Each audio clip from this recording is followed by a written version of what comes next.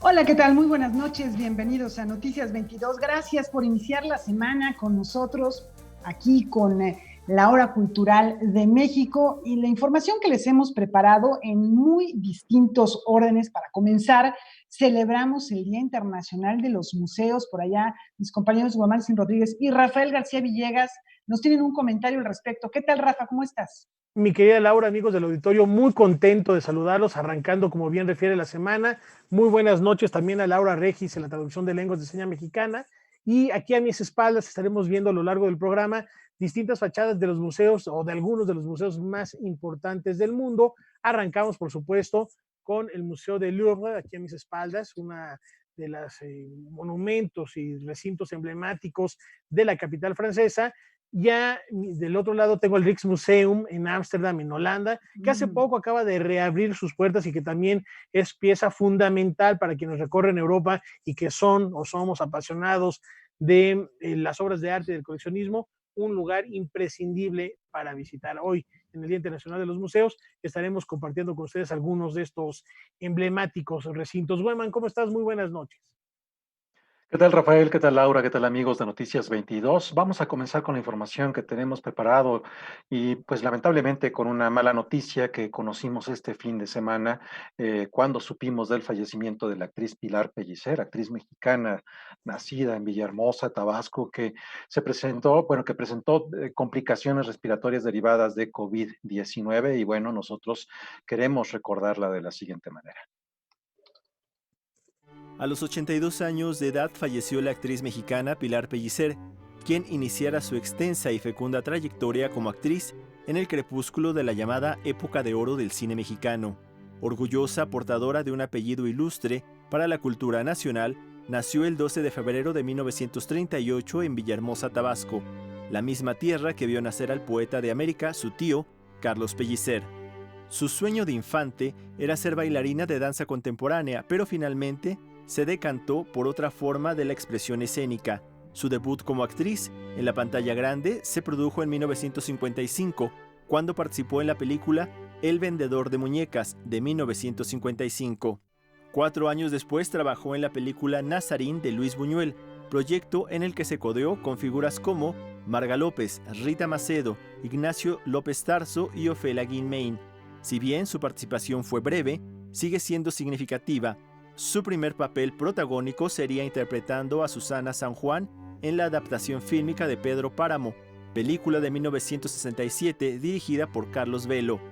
Las Poquianchis de Felipe Casals, Cadena Perpetua de Arturo Ripstein, Las Visitaciones del Diablo de Alberto Isaac y La Choca de Emilio el Indio Fernández son otras de las cintas que integran su dilatada filmografía.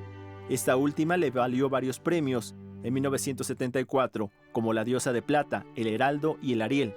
En 1996 debutó como directora con el cortometraje ¿Qué hora es? Algunos de los reconocimientos que recibió por su trayectoria fueron la medalla Virginia Fábregas que le otorgó la Asociación Nacional de Actores en reconocimiento a su carrera artística en 1996 y la medalla Mi vida en el teatro que recibió en el 2017. Hace un par de años su carrera como actriz fue motivo de homenaje en el marco del Festival Internacional de Cine de Guanajuato. En febrero de este año participó en una proyección de la película Nazarín con motivo de la exposición Buñuel en México y el aniversario 120 del nacimiento del cineasta aragonés, que tuvo lugar en la Cineteca Nacional. Aquella fue quizás su última aparición pública. El cineasta español Javier Espada, director del documental Tras Nazarín. Ella era sumamente joven cuando hizo esta película. Es un papel muy corto dentro de la película Nazarín. Es el papel de la moribunda que muere precisamente por la peste. Y al final ella ha muerto también por la peste que asola este siglo XXI. Y la verdad es que sentí una enorme pena, ¿no?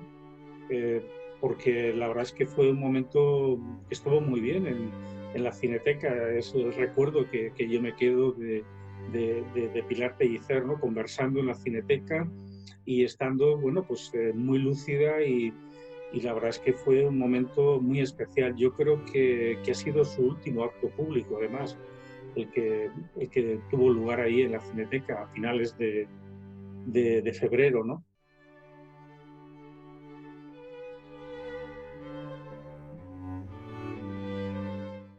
En nuestro portal Noticias 22 Digital, ahí también tenemos una semblanza breve de Pilar Pellicer y al final de esta semblanza recuperamos una entrevista que tuvimos con ella hace 2 años cuando fue reconocida en el Festival Internacional de Cine de Guanajuato, el GIF. Allí estaba muy contenta, la verdad se sentía muy feliz de este reconocimiento. Tuvimos el gusto de tener una larga conversación y parte de ello se vio aquí en Noticias 22, así que nosotros recuperamos esa emisión cuando estábamos allá en Guanajuato y pudimos conversar con ella. Uno de los últimos momentos también en que tuvimos la oportunidad, los medios de comunicación, de acercarnos y platicar con Pilar Pellicer. Así es, Weman, y recordar que también como parte de los homenajes a los que se suma Canal 22 este jueves a las 10:30 de la noche, se va a transmitir La Choca de Emilio Fernández, no se la pierdan en esta pantalla previo a la película. Habrá esa entrevista que realizó con Roberto Fiesco y después podremos disfrutar de la filmografía de Emilio Fernández con este homenaje que le rinde Canal 22 a Pilar Pellicer. Ya que estamos hablando de cine y en otros temas, después del gran éxito obtenido por la convocatoria de Un Minuto de Mi Día en Casa, el IMCINE lanza ya la segunda edición para los cineastas del futuro. El Instituto Mexicano de Cinematografía abre la convocatoria para la segunda edición del concurso de Cine Minutos, Un Minuto de Mi Día en Casa, dirigida a niñas y niños mexicanos. Tras el éxito de la primera edición del concurso, realizado durante el mes de abril y en el que se recibieron 100 cineminutos de 19 estados del país, esta segunda convocatoria invita al público infantil de hasta 14 años a realizar con celular un video corto donde cuenten algo divertido o aburrido, simpático o muy serio sobre lo que están viviendo junto a su familia durante la jornada de sana distancia en casa. El tema es libre y lo pueden actuar, cantar o platicar. La convocatoria estará abierta hasta el 19 de mayo. Se puede consultar en el portal contiguoenladistancia.cultura.gov.mx y en el micrositio de IMCINE Sala Creativa. Noticias 22, Omar Vera. Bueno, y mientras esta convocatoria de la que nos acaba de platicar Omar Vera está abierta, el concurso Dramaturgia del Confinamiento ya, bueno, se cerró hace un tiempo, tiene ganador o ganadora, vamos a ver de quién se trata y vamos a conocer más acerca de la pieza que recibirá un premio. La Secretaría de Cultura, a través del Centro Cultural Helénico, seleccionó la obra del dramaturgo, investigador y director de teatro originario de Chihuahua, Raúl Valles, como ganador de la convocatoria Dramaturgia del Confinamiento. El texto titulado Sobre abundancia, sobre carencia, bitácora del confinamiento o dramaturgia para no montarse, es una reflexión sobre las vivencias alrededor de la pandemia y las redes sociales. La obra está compuesta por una serie de fragmentos que el autor entrelaza para que desde el papel se encuentren. Cómo lo vive un niño de 9 años, de 10 años, que dibuja virus o dibuja lo que él cree que es el virus con patas y eso.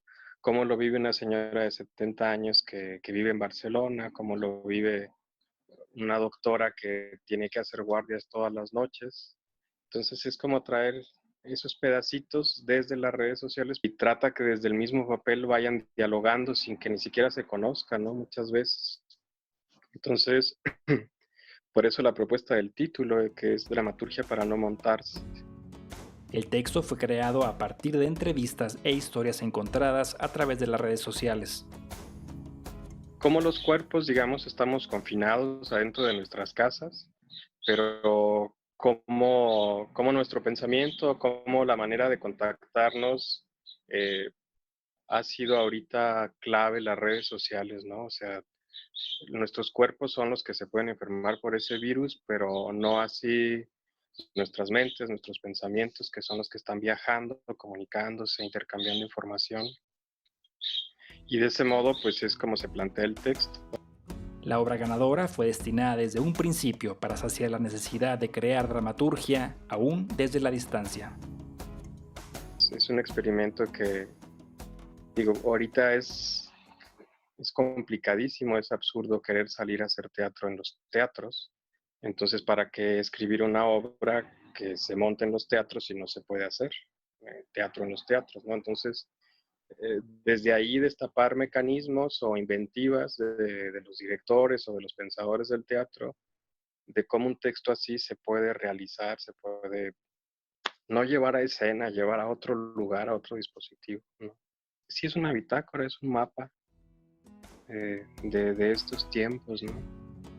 Noticias 22, Omar Vera.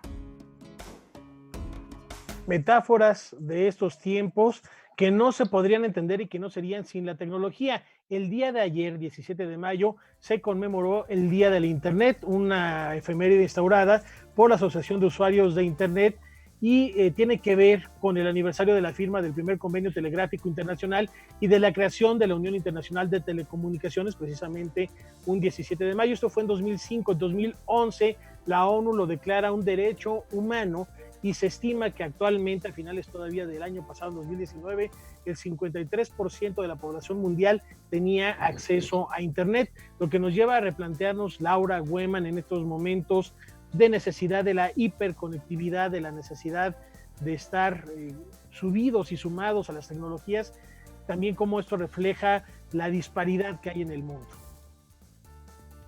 Bueno, nada más para puntualizar, dices cifras mundiales. Yo creo que también habría que recordar las cifras en México: 80.6 millones de usuarios, lo que representa el 70.1% de la población. Uno pensaría, bueno, pues hay mucha conectividad, sin embargo, hay muchas zonas de las que hemos hablado en otros momentos que son marginadas de Internet cuando esto se considera un derecho. Y bueno, rápido para conectar lo que mencionaba Rafa al principio sobre el Día de los Museos. ¿Qué sería de los museos hoy en día, que bueno, es el primer acontecimiento mundial que vivimos, sea una guerra, sea una pandemia, con Internet? ¿Qué sería de los museos? ¿Qué sería de las actividades si no tuviéramos esta conectividad que, aunque no hay que olvidar quienes no la tienen, y es muy importante este acceso, ha crecido enormemente en los últimos años? Bueno, esto que comentas, Laura, es fundamental porque quienes no cuentan con Internet están en una discapacidad de comunicación, y tal como hoy nos obliga esta epidemia, también se están encontrando en una discapacidad cultural y en una discapacidad educativa. Por eso es que es tan importante tener un día como este, el 17 de mayo, para celebrar, conmemorar esta forma de comunicación y también ponernos a reflexionar que esto debe de llegar cada vez más, porque si no estamos relegando a las personas que ya de por sí estaban relegadas. Uh-huh. Y también hay un dato interesante, retomo a Thierry Frémont, que está en el Festival Internacional de Cannes, que ha venido muchas veces a nuestro país, y hablaba un poco a propósito de que sí es cierto, en este momento, gracias que tenemos Internet, pero si vamos a hablar de arte, las artes vivas deben de ser frente a personas vivas. Y él dice, cine que no se ve en pantalla no es cine, será otra cosa, pero no es cine. Entonces también nos lleva a reflexionar mucho en los soportes de las obras y cómo nos vinculamos con ellas, y si es arte, cómo nos vinculamos con nosotros mismos a través de esto. Sí, que no va a ser esta visión distópica y apocalíptica que nos platicaba hace unas semanas con Arturo Brennan, que si de seguir así en el futuro los conciertos van a ser a través de plataformas digitales. Esperemos que esto nunca se dé, no por la importancia y el impacto que tiene la Internet, sino por el poder que tiene la interacción uno a uno, frente a frente, el artista y el público. Quede esto en la reflexión y también quede en la mesa de análisis el poder y la necesidad que se tiene ahora, más que nunca, de poder estar conectados. ¿Les parece bien si nos vamos a una pausa? Bien.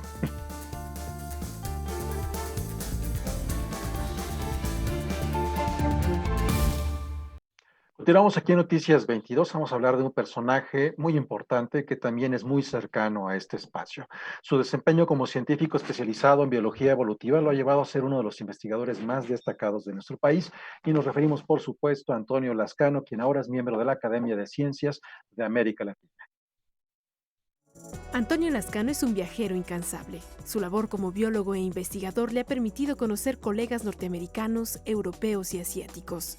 Ahora pisa el suelo latinoamericano y sabe que su responsabilidad es mayor porque comparte lenguaje y cultura con este territorio. Lo anterior debido a que la Academia de Ciencias de América Latina lo nombró su nuevo integrante por sus contribuciones al conocimiento científico y aportes al progreso de la ciencia. El primer punto que hay que señalar es que América Latina es un continente donde hay mucha gente joven. Y por gente joven me refiero al potencial enorme de estudiantes, de jóvenes que podrían ser investigadores. El segundo punto es que somos una región donde históricamente la investigación científica, tecnológica no ha sido apoyada tanto como en otras regiones, como en Europa Occidental, como en Japón, en Corea del Sur, etcétera. En tercer lugar, y creo que esto es muy importante, la identidad cultural a la que yo me refiero va más allá de la lengua. Insistir en que tenemos que aprovechar esa identidad para tratar de promover los intercambios, la cooperación. No tenemos libros comunes de texto, por ejemplo. Tenemos pocas páginas en la red comunes que nos sirvan para la enseñanza y para la divulgación. Y creo que ahí hay una tarea pendiente, una serie de tareas pendientes que son en principio fáciles de hacer. La Academia de Ciencias de América Latina tiene su sede en Caracas, Venezuela, lugar donde el profesor emérito de la Universidad Nacional Autónoma de México e integrante del Colegio Nacional se sumará al desarrollo de las ciencias de la vida y a sus aplicaciones en beneficio de la humanidad. Yo creo que el primer reto que tenemos ahora, el fundamental, es sobrevivir en un ambiente sin violencia, democrático, sin aumento de pobreza, sin aumentar los fallecimientos a la pandemia de COVID-19. Ese es nuestro mayor reto en este momento. Y yo creo que para eso tenemos que tener una visión regional, porque los virus no necesitan de pasaporte o de visa para ir de Uruguay a Chile o de Guatemala a México. A mí hay asuntos que me apenan mucho y otros que francamente encuentro indignantes. Por ejemplo, el número tan alto de miembros del personal de salud, enfermeras, enfermeros, médicas, médicos, técnicos, camilleros, etcétera, que han sido infectados, me parece una vergüenza nacional sin límite. Porque no es así como se puede enfrentar una pandemia. ¿Cuál es la obligación de la sociedad? Dar una exigencia de que haya una transparencia total. Noticias 22, Karen Rivera. Una felicitación muy grande al doctor Lascano y un abrazo desde aquí por este ingreso a la Academia Latinoamericana de Ciencias. Y mientras tengo a mis espaldas el Guggenheim de Nueva York y el Museo allá en Ámsterdam de Van Gogh, los invito a descubrir los más recientes hallazgos del telescopio del Horizonte de Eventos. Investigadores del Telescopio del Horizonte de Eventos presentaron los resultados más recientes obtenidos con este instrumento que en 2019 capturó la primera fotografía de la sombra de un agujero negro supermasivo ubicado en la galaxia M87. Se trata de imágenes del cuásar 3C279, una galaxia que se encuentra a 5.000 millones de años luz de distancia, en la constelación de Virgo, y que se ubica cercana a un agujero negro mucho más lejano que el presentado el año pasado. Este es lo que se llama un cuásar y más específicamente un blazar. Esos son una cierta subclase de cuásares en los que el jet que emiten estos objetos apunta casi exactamente hacia nosotros. Si recordamos que los cuásares son los objetos más brillantes del universo, los blázares son conocidos como los más extremos y variables en todas las bandas del espectro electromagnético, además de ser poco comunes.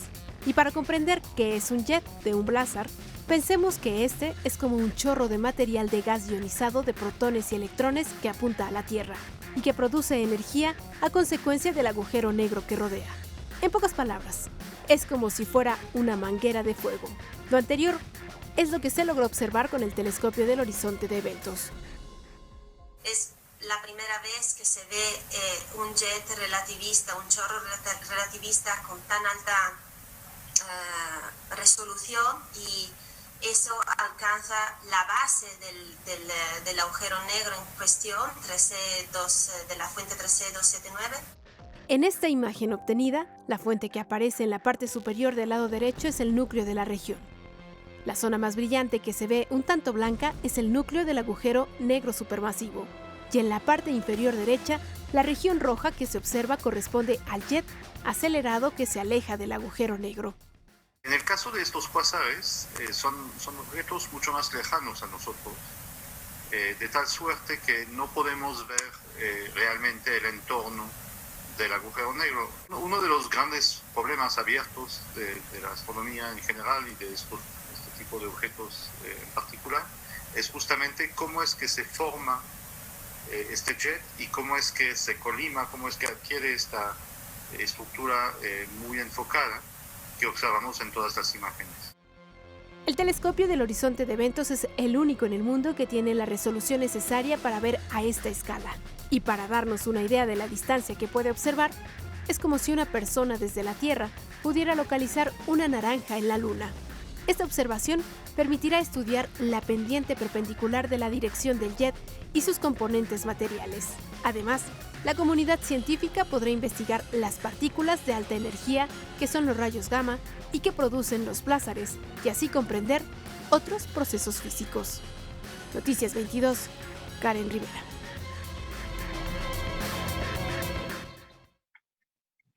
Bueno, a lo mejor ustedes vieron las imágenes sobre lo que ocurrió en Bélgica, en el Hospital Saint-Pierre, en Bruselas, cuando personal médico le da la espalda a la primera ministra Sophie Wilmès.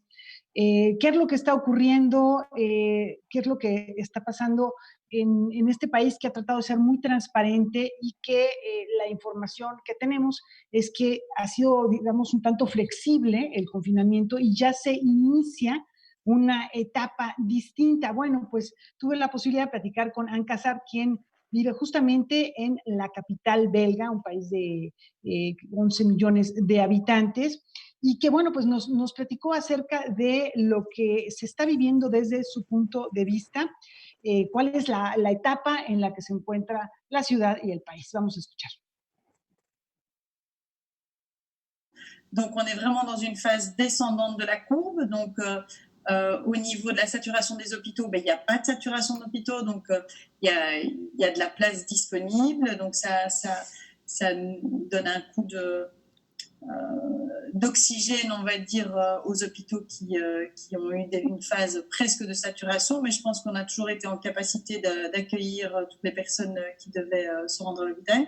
Et aujourd'hui, on est vraiment dans une phase descendante. Mais les mesures de confinement sont reconduites jusqu'au 3 mai et on va déconfiner progressivement en certainement 3 phases.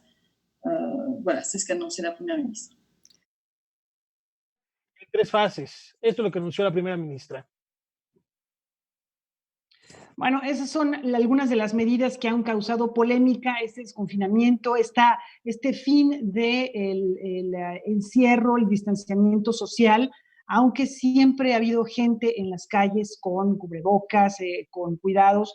La gente está aprovechando mucho una etapa en la que hay buen clima, que está soleado, acudiendo a los parques. Hay quienes no están de acuerdo con esto y hay quienes consideran, a pesar de que ha habido, como bien nos decían Cassard, siempre capacidad de respuesta por parte del sistema de salud. Por otro lado, hay medidas económicas que se están tomando. El gobierno ha dado apoyos de 60-80% de los asalariados.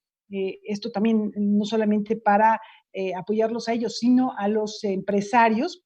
Y los empleadores pueden sostener de esta manera los puestos de trabajo. También platicamos con Anne Cassard sobre ello.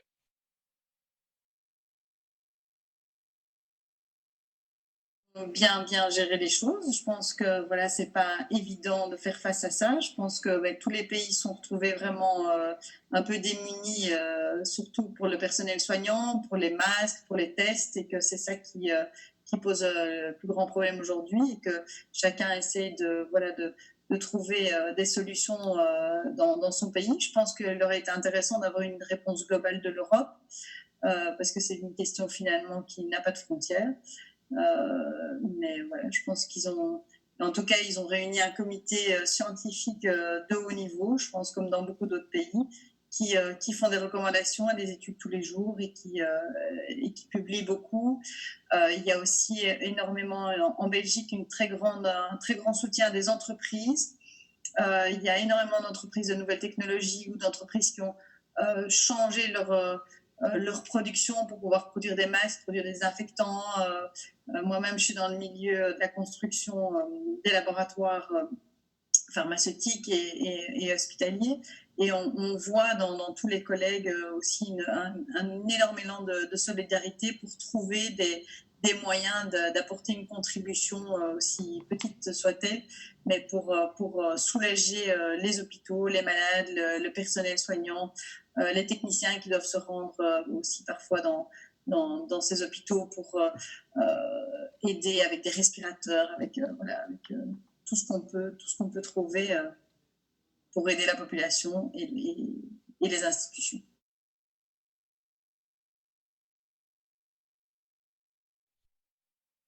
Bueno, pues ya están medidas de apoyo económico para que se pierda la menor cantidad de empleos posibles. Esto es lo que está ocurriendo en Bélgica. Vamos a seguir platicando con algunas otras personas, ya sea en Europa, en otros países de Asia, de África, incluso para ver cómo los ciudadanos lo están viviendo y que nos llegan informaciones que de pronto no sabemos cómo procesar. Mejor tener algún comentario, algún testimonio de primera mano. ¿Cómo ves, Rafa?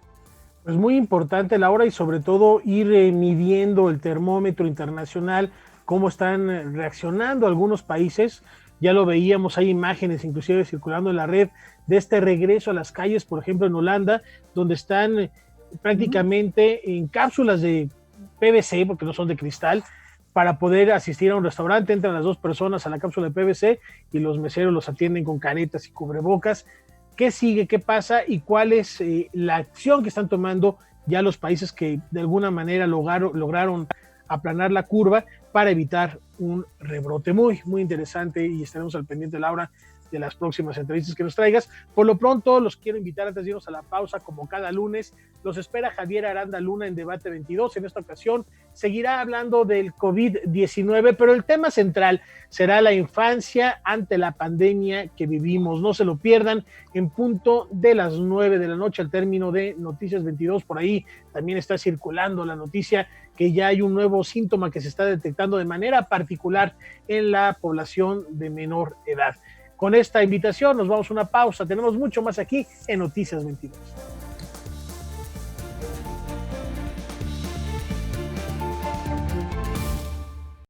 Llegamos aquí en Noticias 22 y vamos con algunas de las actividades que hay en el Hey Festival. Recuerden que cada lunes hay una serie de conferencias y de posibilidades de entrevistas con algunas de las personas, muy en el estilo del Hey Festival, pero esto en línea. Y el día de hoy, la presidenta de la Fundación Inspiring Girls, Miriam González, comparte con nosotros la importancia de regular el sueldo de aquellas personas que se dedican al trabajo doméstico.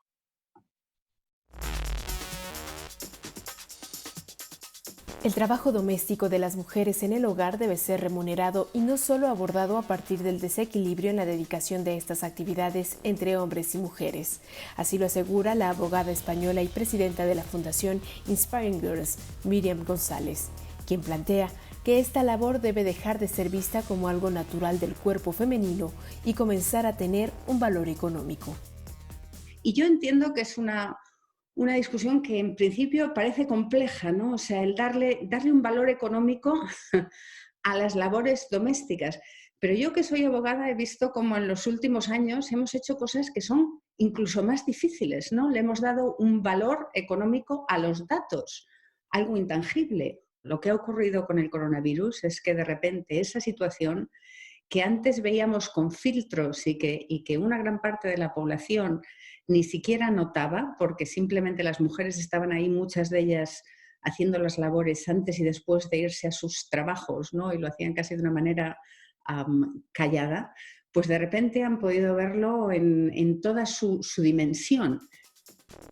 Para avanzar en esta materia, la experta en Derecho de la Unión Europea asegura que también es necesario conocer por qué las labores domésticas no han sido remuneradas a lo largo de la historia. Las mujeres durante siglos no trabajaban, se dedicaban precisamente a eso, al cuidado o las gestiones de sus casas, al cuidado de los niños. De repente las mujeres se lanzan al mercado de trabajo, algo que tenemos que mantener, porque claramente el mantenimiento del estado de bienestar en países como México, en mi propio país, España, en un montón de países, ha dependido de dos cosas en las últimas décadas. Primero, de la deuda, y segundo, de que las mujeres se han puesto a trabajar y aumentar la productividad del país. O sea, que eso es algo que no podemos perder, pero a medida que han empezado a trabajar las mujeres, no se han deshecho de esa labor. O sea, aquí tenemos una problemática que es una problemática política. No puede ser que la productividad de todos nuestros países dependa de que las mujeres hagan una serie de trabajos de manera gratuita para poder apoyarla. González es creadora de la plataforma en línea Mujeres que Inspiran, que bajo el lema Niñas sin Límite busca conectar a la población femenina más joven con mujeres que la impulsen a realizar sus metas. Esta plataforma ya se encuentra en 15 países, incluido México. La fundadora también formó parte del ciclo de charlas que el Hey Festival realiza de manera virtual en su plataforma durante el confinamiento. Noticias 22, Karen Rivera. Y seguimos platicando del Hey Festival. Antes les comento que tengo ahora a mis espaldas la National Gallery de Londres y por supuesto el Museo del Prado allá en Madrid. Y ahora sí, regresando al Hey Festival en su edición virtual 2020, también recibió al escritor Javier Cercas para reflexionar en torno al miedo y aquello que nos deja la pandemia por COVID-19.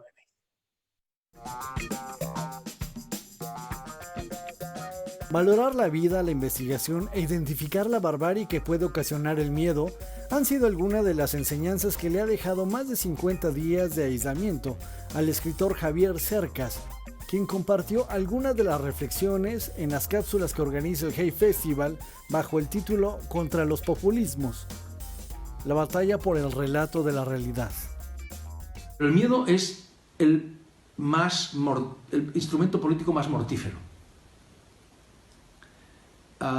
El miedo hace esclavos y por eso en estas circunstancias los tiranos o los aspirantes a tiranos, a dictadores, a hombres fuertes hacen su agosto porque la gente tiene miedo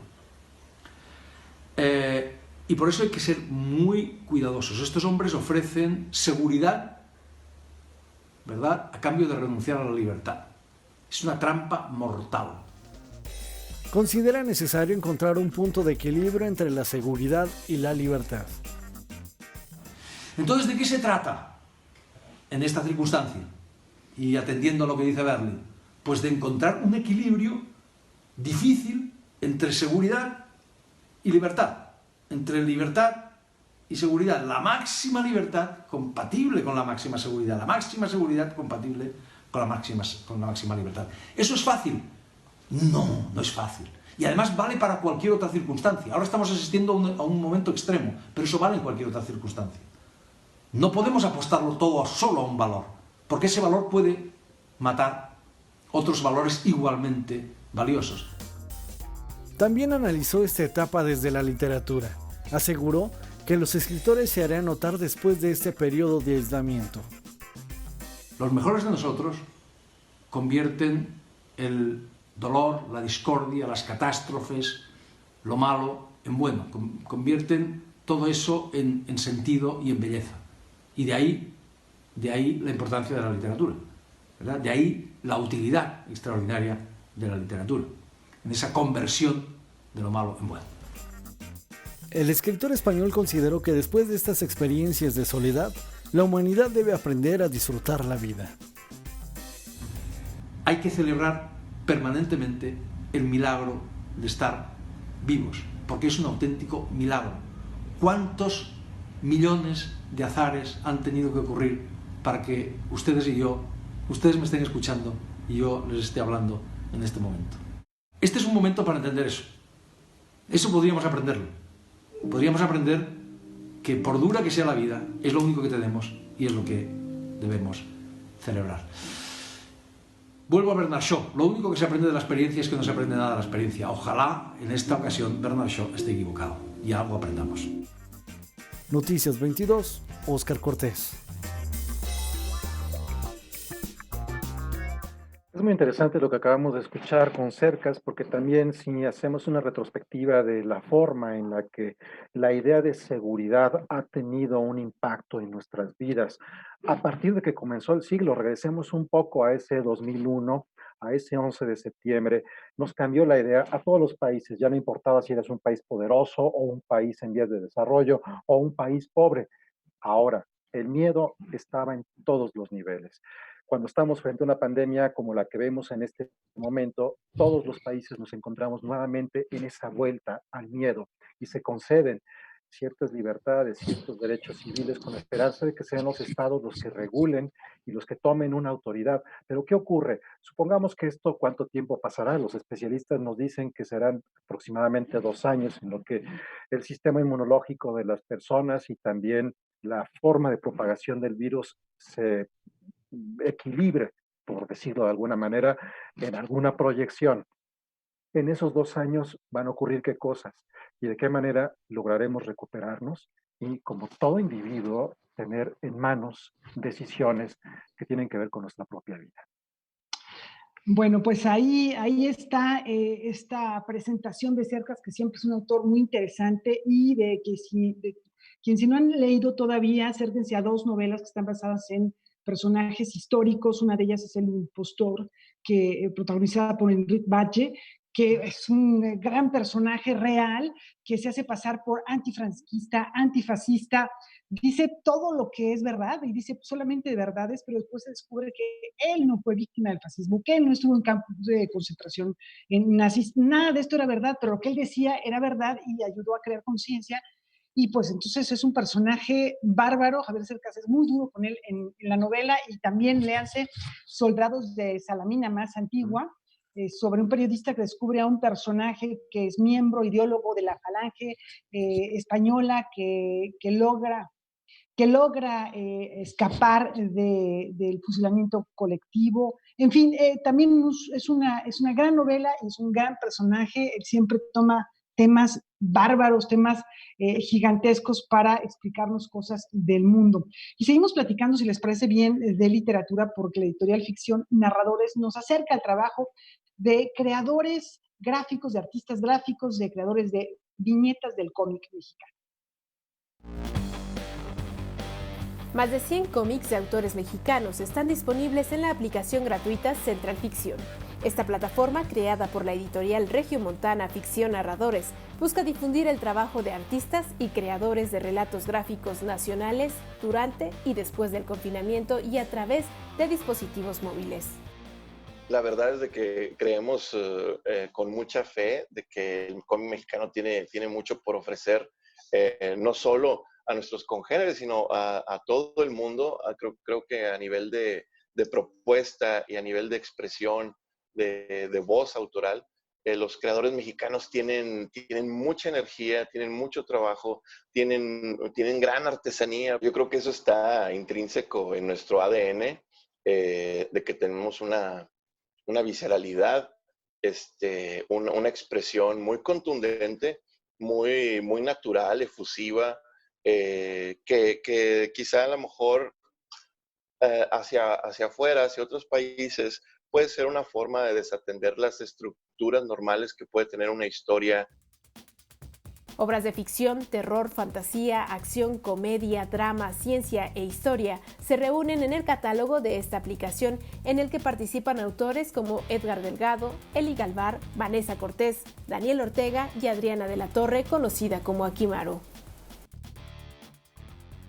La aplicación la pueden descargar en centralficción.com. Ahí van a encontrar los enlaces directamente para ir a las tiendas de Android y iOS.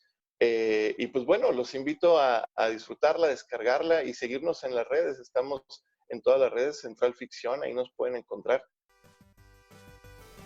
Noticias 22, Karen Rivera. A descargarlas cuanto antes y siguiendo el consejo que hace unos minutos daba Javier Cercas, a gozar la vida. Y ahí están las alternativas para hacer lo propio. Una brevísima pausa, tenemos más aquí en Noticias 22.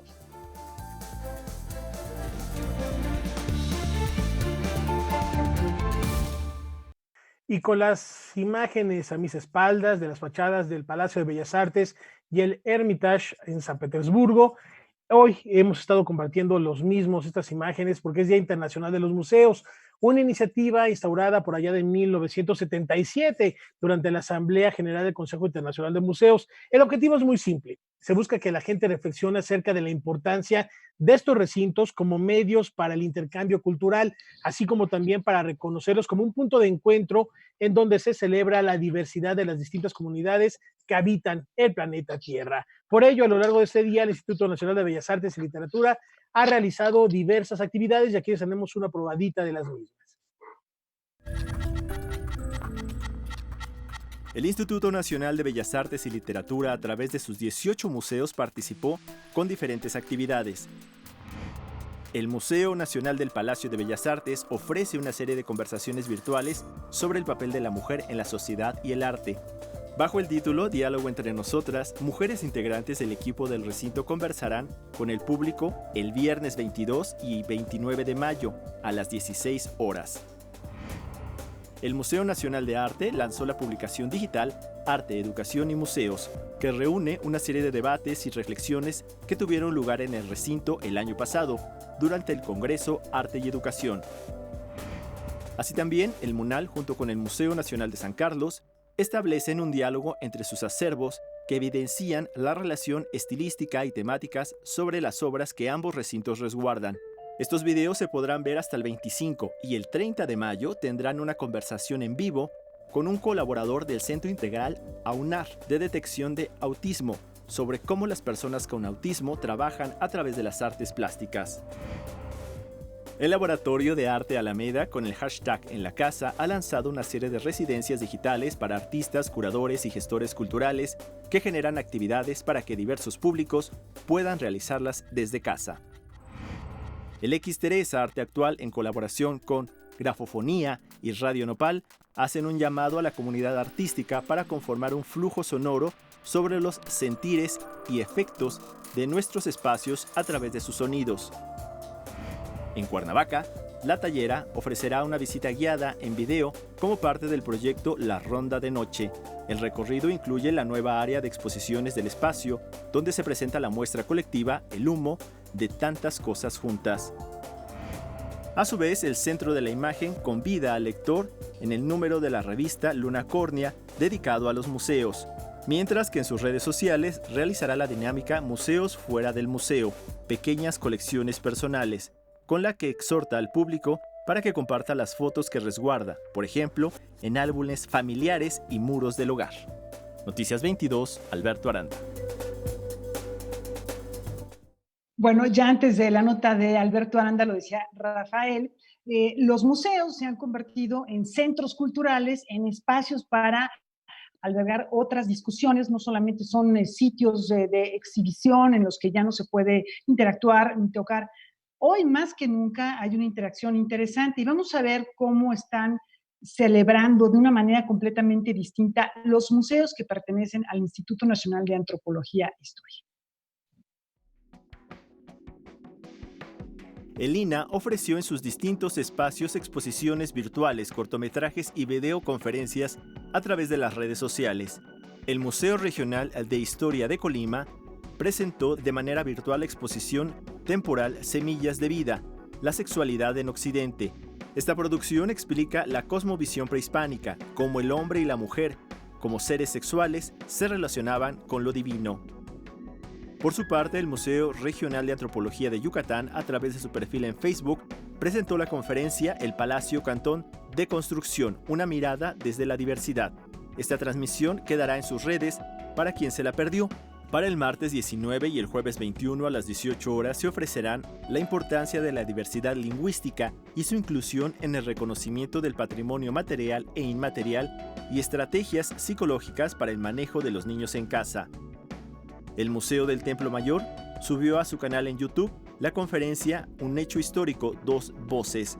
Esta grabación busca visibilizar las distintas voces que buscó este recinto para integrar el recorrido de la exposición temporal Tetzahuitl, los presagios de la conquista de México.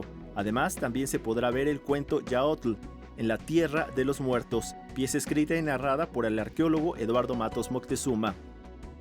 Por su parte, el Museo Regional de Puebla lanzó la convocatoria Patrimonio Vivo. Esta iniciativa busca que la gente de Puebla comparta sus fotos. Los ganadores obtendrán algunas reproducciones de figuras prehispánicas. El Museo del Carmen lanzó la campaña Volverte a ver, con la cual busca reforzar la cercanía con su público.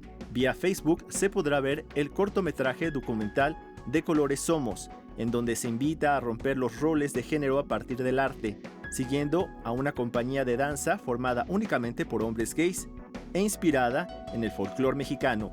También se podrá ver la cápsula Mushe, el tercer género del Istmo de Tehuantepec, creada por la activista zapoteca Estrella Vázquez Guerra. Noticias 22, Alberto Aranda. Y ahora vamos a las artes plásticas vinculadas con un libro. A principios de este año hubo una exposición de Dalia Monroy que vamos a poder ver ahora en páginas. Salones de baile, orquestas, tambores, espectáculos sonideros y mucha alegría registró la artista Dalia Monroy en los lienzos que formaron parte de la exposición Sonoridad Imaginaria y Cadenciosa, que se expuso a principios de año en el Museo José Luis Cuevas. El convivir con los artistas, con los músicos, con los bailarines, y por qué no dejar también un registro de los bailarines con las formas de los cuadros, que eso también me interesaba, ¿no? E incluso he sacado los personajes anteriormente, pero ahora era en el, digamos, en el cuerpo, lo corporal, que tuvieran los diseños de pintura corporal, lo que le llaman body painting. Las coloridas y provocadoras piezas que están dedicadas a la danza y a la música podrán ser consultadas en el libro que lleva el nombre de la exposición. Es un registro exhaustivo que incluye imágenes del performance que se realizó en la inauguración, así como textos de especialistas.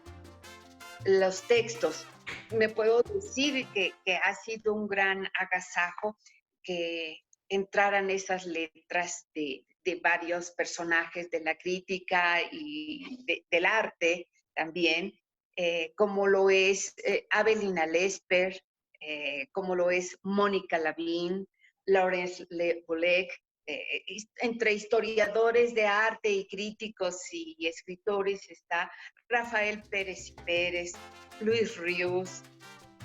El ejemplar fue diseñado por Germán Montalvo, quien rescató textos de Aceves Navarro, Raquel Tibol, Fuentes Garibay, Carlos Fuentes y Gerardo Estrada para ofrecer una mirada panorámica a la trayectoria de la artista mexicana. Sonoridad Imaginaria y Cadenciosa muestra la primera etapa de la producción de esta serie que tendrá una itinerancia en la segunda mitad del año en el estado de Hidalgo y Guanajuato. Noticias 22, Óscar Cortés.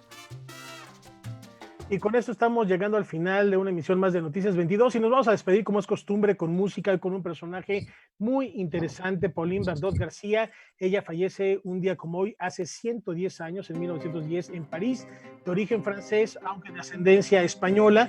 Fue muy reconocida en su época por su voz de mezzosoprano. Toda su familia se dedicaba a la música y a la ópera. Por ahí Federico Chopin le compuso inclusive algunas canciones para que las interpretara. Fue alumna de Liszt, pero también vale la pena subrayar su faceta como compositora. Hubo 4 obras que estrenó en Baden-Baden donde se considera una figura nodal y así la recordamos, y con esto Laura Weman nos despedimos esta noche. Bueno, pues recuperar mucho a esos músicos, Rafael, como siempre que nos recomiendas, que desafortunadamente al paso de la historia han quedado tras la sombra de esas grandes figuras del canon universal, pero no por ello son menos ni tampoco son malos músicos.